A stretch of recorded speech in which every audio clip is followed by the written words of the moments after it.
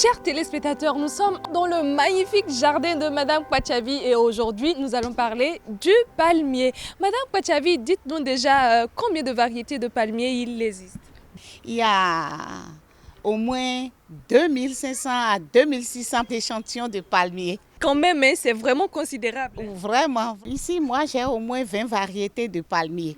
Et par exemple, on commence par le Chamarope humilis, un très joli et un beau palmier. Ça résiste bien à l'intérieur comme à l'extérieur. C'est un palmier qui a la lutte très jolie, vous voyez. Nous avons le palmier majestique, très beau, un tronc. Quand ça grandit, c'est un palmier formidable.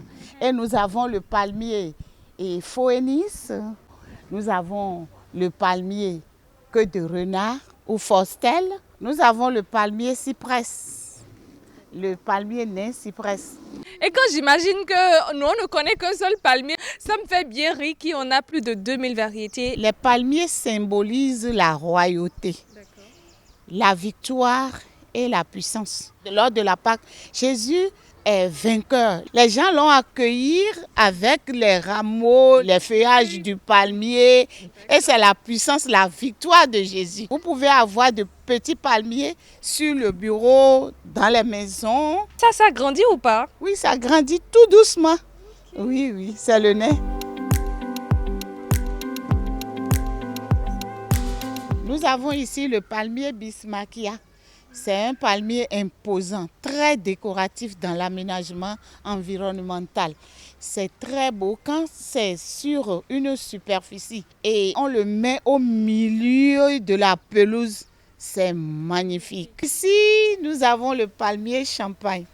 Champagne? Champagne pourquoi? On le boit?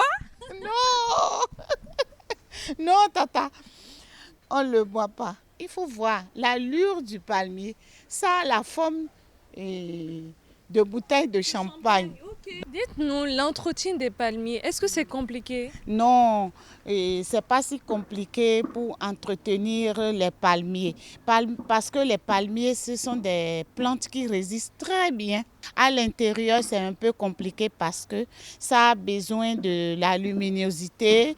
Et comme toute plante d'ailleurs, à l'intérieur, il faut un suivi, il faut l'entretien régulier. Et de temps en temps, il faut les sortir pour qu'ils bénéficient de l'air ambiant. Tout ce qu'il y a sur le palmier à huile là, c'est une richesse. Il y a d'abord les noix. Dans les noix là, il y a plusieurs huiles. Il y a l'huile rouge, il y a l'huile du palmiste ou bien tchocho.